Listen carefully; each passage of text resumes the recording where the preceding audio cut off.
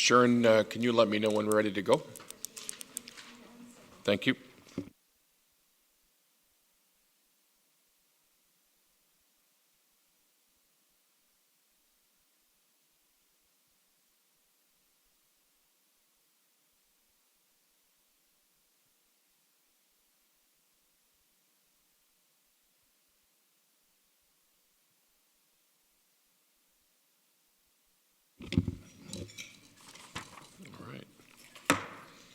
Good evening. I'd like to call the Council Budget Committee meeting to order for November the 7th. I certainly apologize to Lucy and Pelkey and your staff for the delay in getting out here. There was no minutes to review, so we're going right into presentations, and that's the 2017 planning cycle, administration proposed operating and capital budget. Lucy, whenever you're ready. Thank you. So good evening, Mayor Brown and council members of the Budget Committee. This evening, staff is pleased to present the 2017 proposed budget.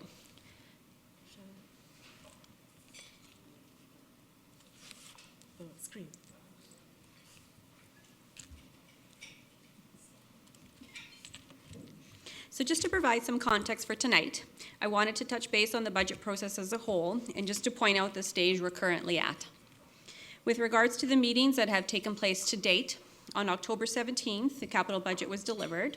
The committee met on October 26th, 28th, and 29th, and during those meetings, the committee received the required presentations from the city's 2 subsidiaries and received an overview and deliberated the 10-year capital budget plan. So that brings us to this evening, November 7th. Administration has prepared the 2017 operating budget and will deliver that piece of the budget to the committee. Deliberation meetings are scheduled for November 25th and 26th, and a recommendation will come forth from the committee to council on December 5th, at which time approval of the budget can be considered. So these are the areas I'll be speaking about in this presentation. Just first up, a very quick look at the overall budget asks. The environment and priorities will be highlighted. I'll speak very briefly about the capital budget just to tie the whole budget together. And then onwards to the operating budget for 2017 and the outlook for the future 2 years. The presentation is expected to take about 25 minutes. So let's apologize in advance for the length of the presentation. The budget is being presented in a little different format than previous years. There are a few strategies proposed, and we were hoping that by laying them out now, it will assist councillors with the deliberation.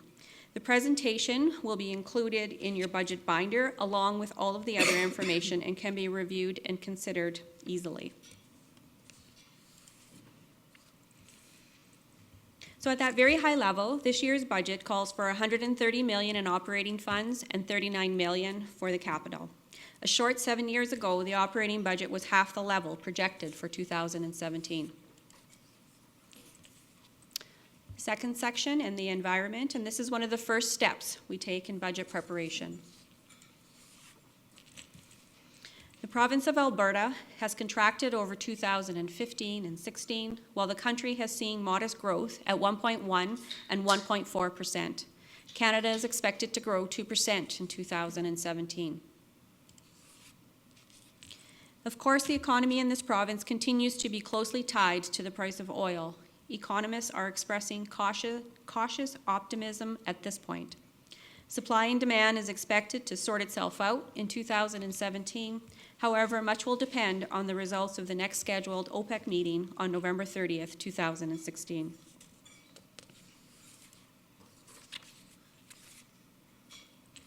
Just to touch on the region and the province, indicators are showing steady growth over 2017 and 18 for both Calgary Economic Region and Alberta. Income levels and consumer spending projected to bounce back in 2019.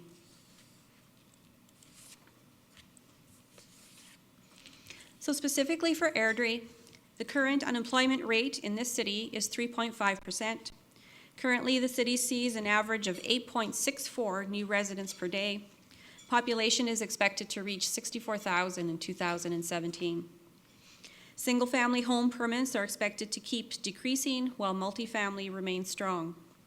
Business licenses are expected to be steady and partially helped by the completion of new commercial space at Cooperstown and Midtown.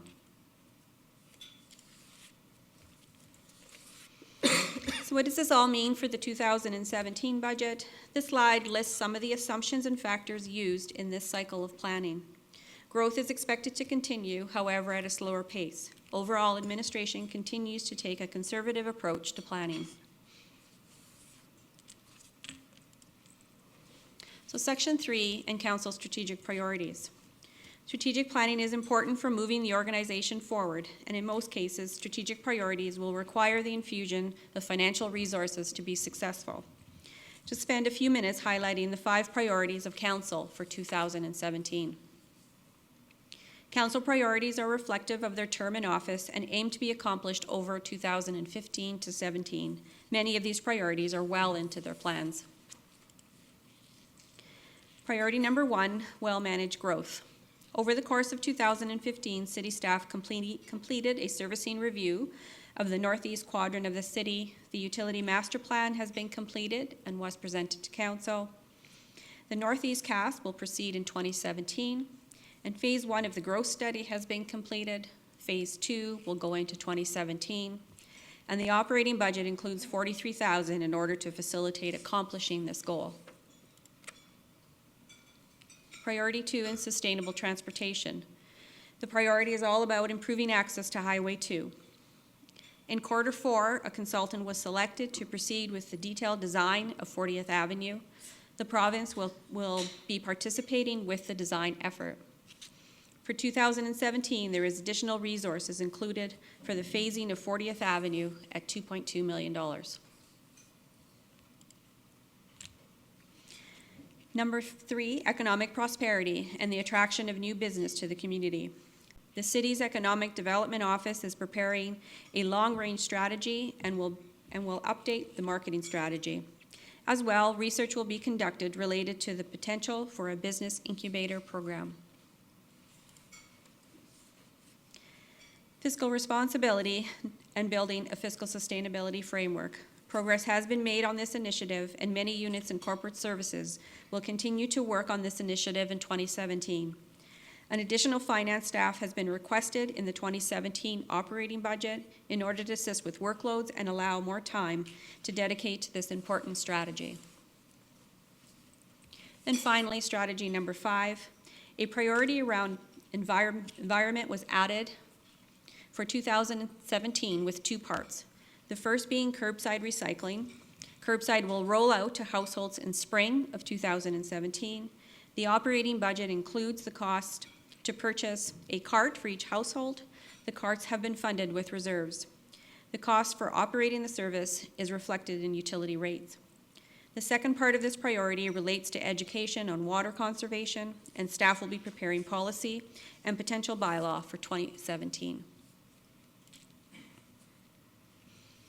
So Section 4 in the capital budget. So here's that 10-year graph as the committee saw a couple weeks ago. The graph gives you that quick idea of the dollar value associated annually with the plan. 2017, of course, has the $38 million inflated cost. I won't be getting into detail on the capital plan considering the presentation made on October 26th committee meeting.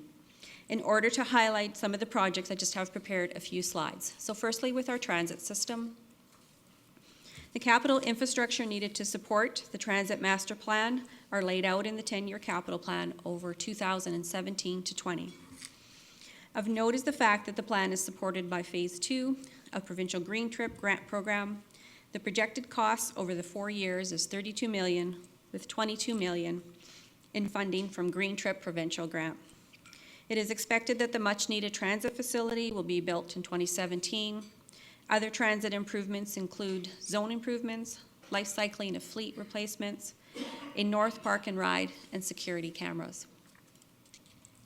In recreation for Genesis Place and arenas, first and foremost, Genesis Place pools must adhere to the changing provincial safety legislation, and as such, the anti-entrapment improvements will be completed in 2017 at a projected cost of almost $500,000. Other projects involve life cycling of fitness equipment, life cycling of pool spray features, upgrades to the main pool and dive tank filters, as well as 2 projects related to the Ron Ebson Arena. For parks, The last phase of Chinook Winds Park will be accomplished over 2017 and 18 and is projected to cost over $2 million over the 2 years. Other parks improvements include pathways and playground recycling, life cycling at $328,000. And civic needs. The addition of new equipment needed to support water and sewer operations over the years is driving a need to expand the current equipment storage building. The projected cost in 2017 is $1.4 million. The 10-year plan includes various other civic needs, including the library, city hall space, a 4th fire hall, and anticipated 2nd recreation center. It is important to plan carefully and deliver these outcomes and limit overlap, considering that new buildings will increase services to the community, and these new services will come with implications to future operating budgets. And finally, development activity. In some form or another, the construction of development infrastructure is always occurring. The final phasing of 40th Avenue at Reynolds Gate is budgeted and will occur over 2017. 40th Avenue is a main corridor for the city. The second project will see work done at the east end from Kings Heights to Highview Gate. This is a $9 million project that will support the upcoming communities in that area. As mentioned within the capital budget overview presentation, many elements of the capital plan were highlighted. Sources of funds to pay for capital was discussed. Outstanding debt, self-imposed debt, and the presentation can be referred to for further information. So moving on to the operating budget, and first looking at the overall comparisons for both funds.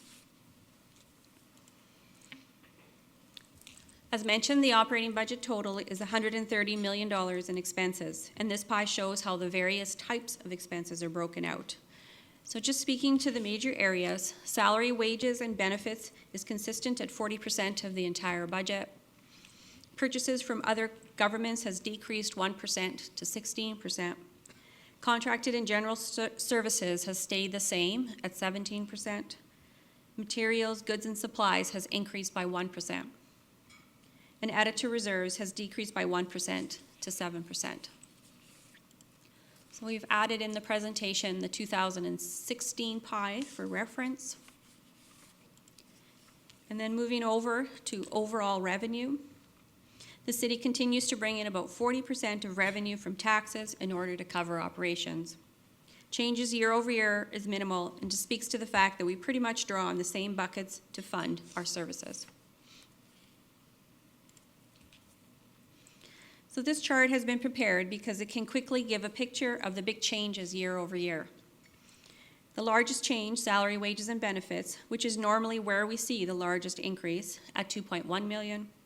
Materials, goods, supplies, utilities go up almost 1.6, of which 1.4 relates to the blue bins to be purchased.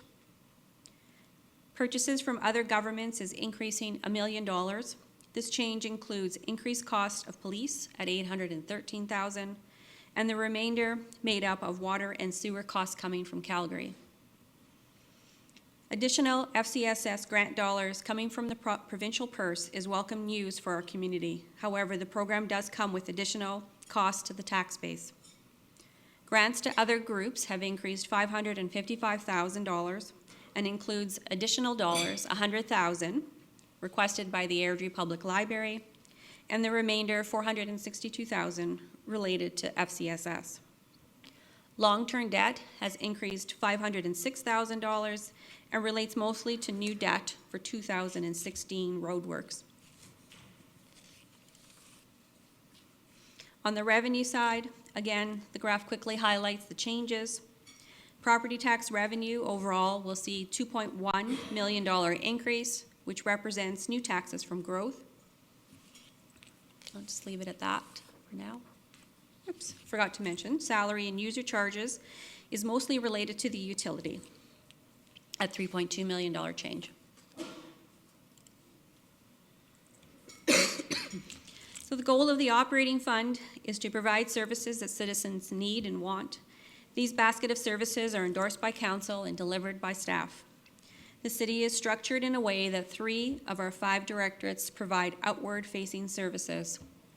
With this slide, you can see that much of the pressure over the last 3 years is in community infrastructure and community safety needs.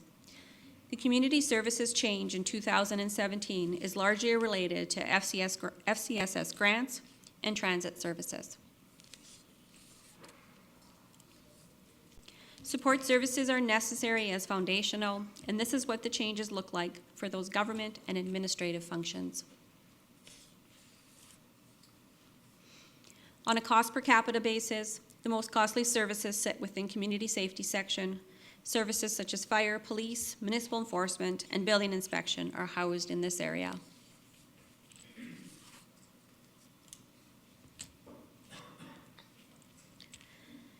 The proposed budget recognizes the difficult economic condition this province continues to be in.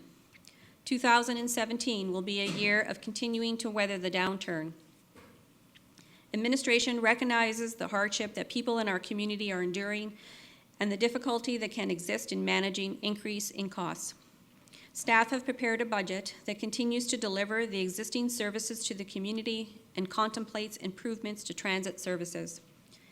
This administrative budget has moved some studies for a number of new initiatives and master plans to future years.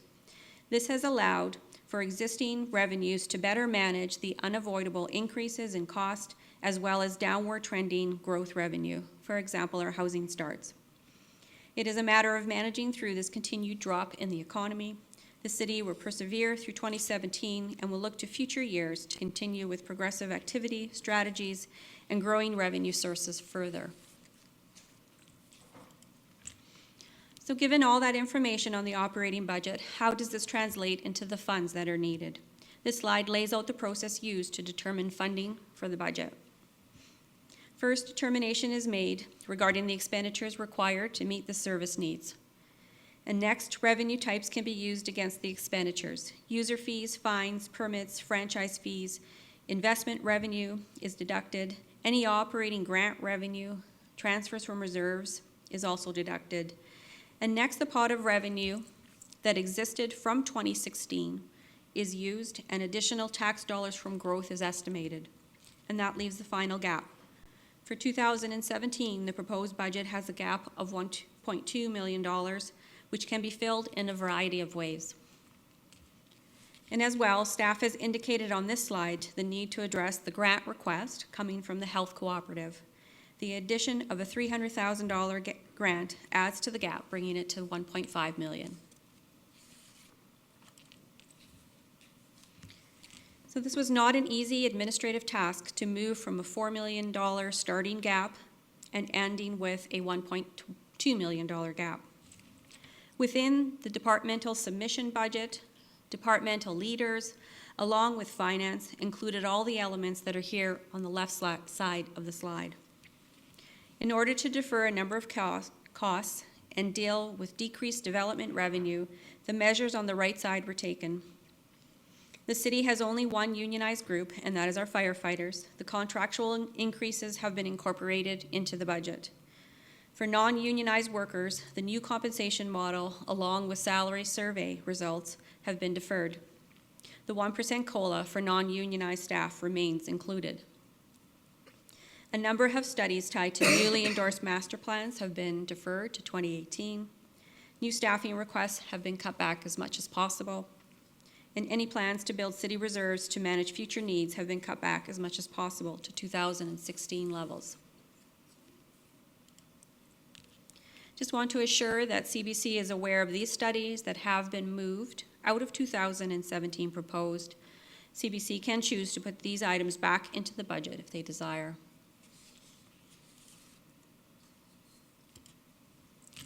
So as always, the goal of the operating budget is to meet municipal requirements, to keep the community safe and provide citizens with additional services they want. Municipalities must work within a balanced budget. This is a legislated requirement and is ensuring basic requirements of good fiscal practices are also exercised. We have 3 sources of revenue, each with a specific focus, and it is through a balanced combination of these sources that services are funded. An important consideration in generating funds is who pays for what. So franchise fee revenue is a large piece of the revenue puzzle and is designed to ensure that all that benefit from the services utility companies provide contribute their fair share.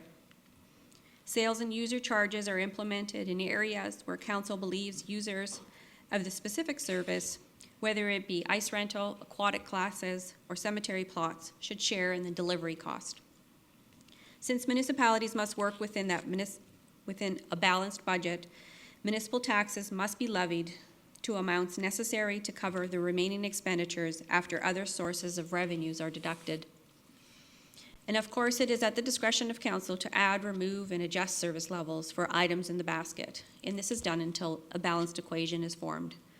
On the expenditure side, and as deliberation progresses, the committee can decide whether there are other services or items that they want to cut back on. The committee will be presented with a variety of options to close the gap. Shortfall can be filled by adding an additional tax and/or franchise revenue.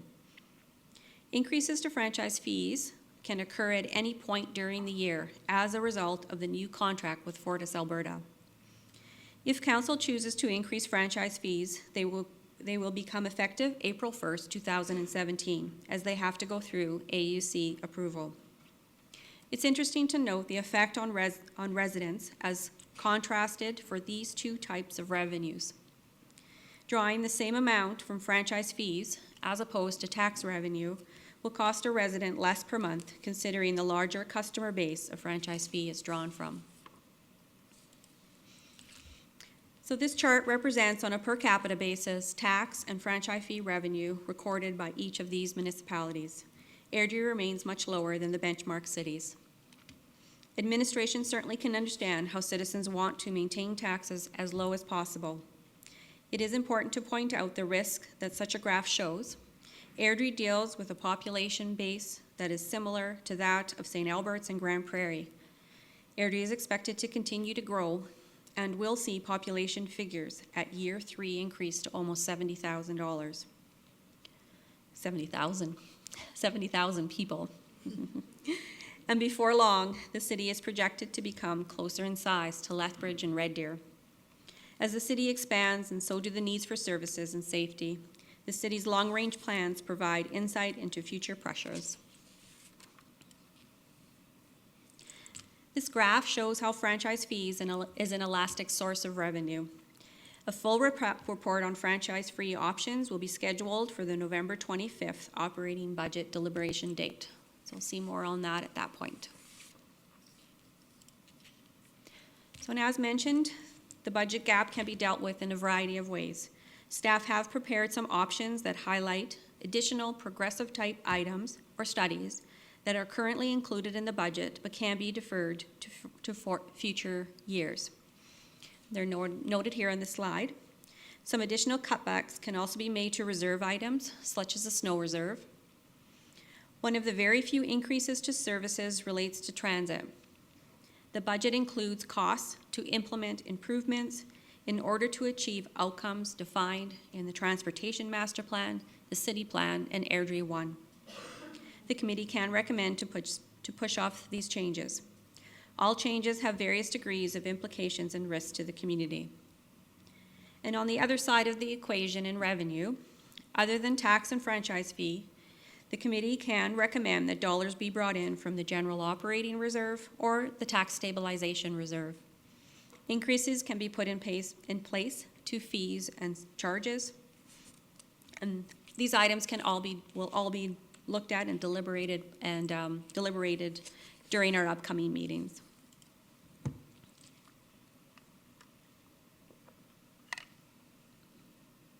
So this municipality has an underlying practice to keep tax rate increases as level as possible so that citizens do not have to experience large spikes in any given year. This will become more and more difficult as the community deals with expensive cost of significant asset and service needs. During 2015, Council established a tax stabilization reserve. These dollars can help smooth out the large spikes of future service increases, such as library and fire halls.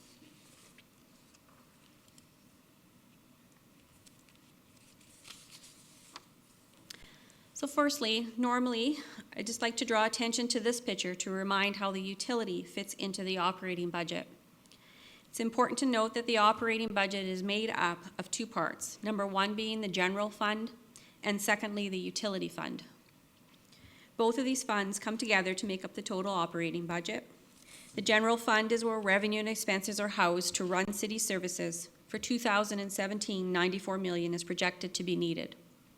The utility fund contains all the revenue and expenses related to providing water, sewer, and waste services to the community. This fund is self-supporting, and that is, costs incurred to run the utility must be recovered through utility rates. For 2017, it's expected to take $37 million to run the utility.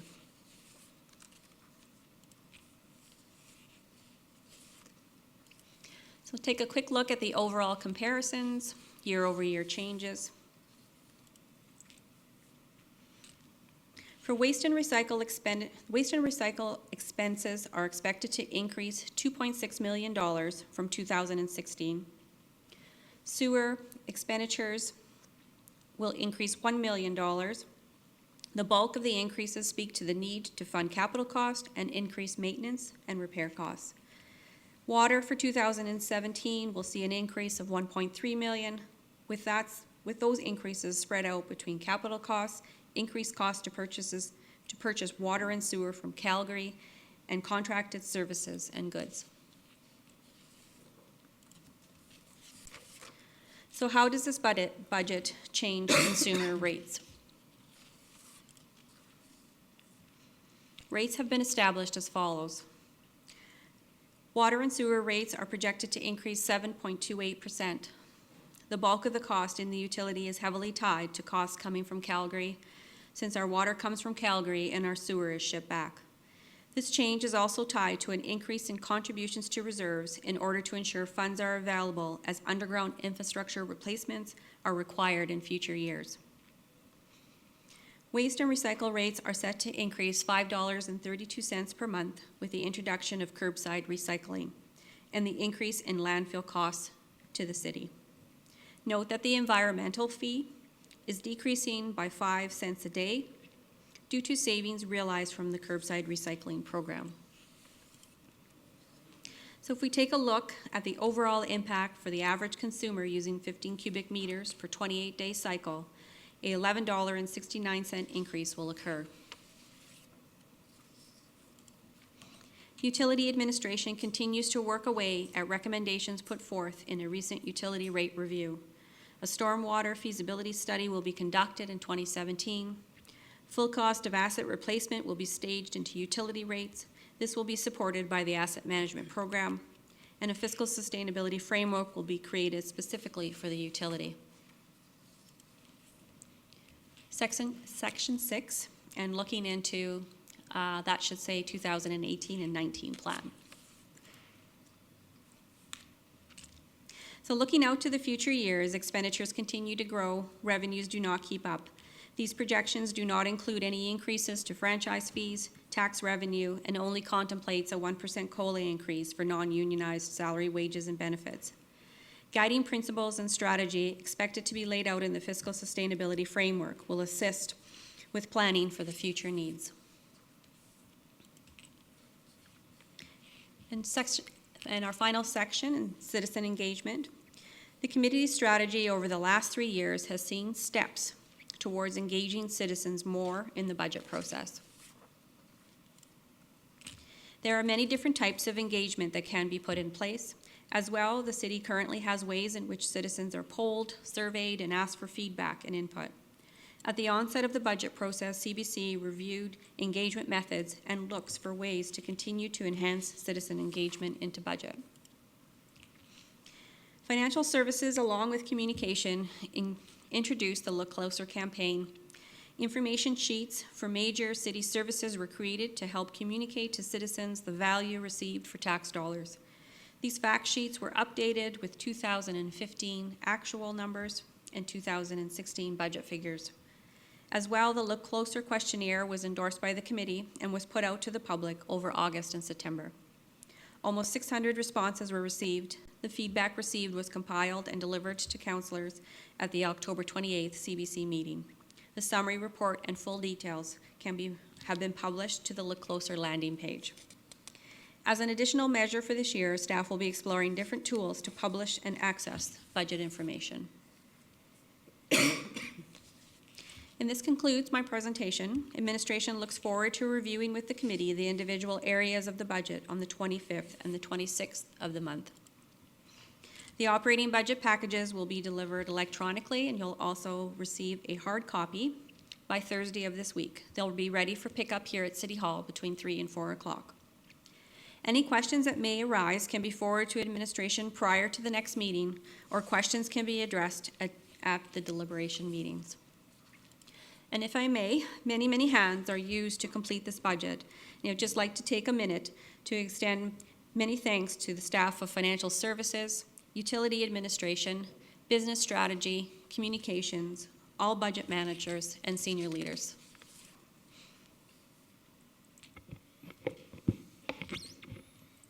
And that's all I have. Excellent. Thanks, Lucy. Any comments or questions for Lucy? Just one on the one graph you had, Lucy, of the tax comparative from Airdrie to Lethbridge and City of Calgary, and the high-rise building, or looked like the New York Empire State Building.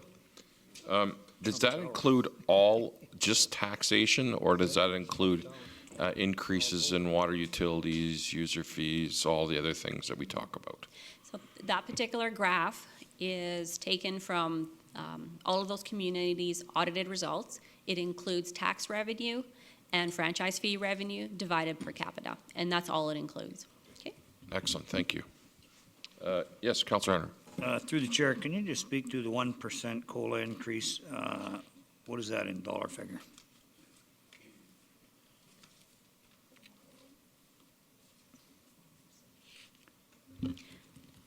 Through the chair, I actually don't have those details with me this evening. I certainly can, if the committee would like, send that information out in advance or ensure that it is readily available for you during deliberation. It is typical for us to actually prepare a bit more into more detail on our salary, wages, and benefits. And so, through the chair, so that number is readily available, though, right? You just don't have it? Okay. Yeah, I'd appreciate getting it as soon as I can. Thank you. Excellent, thank you. Any other comments or questions before the 25th for Lucy? Or Pelkey? We don't want to forget about her. No, I sing no lights. You're getting off easy tonight. So if there's nothing else, the meeting is adjourned. Thank you.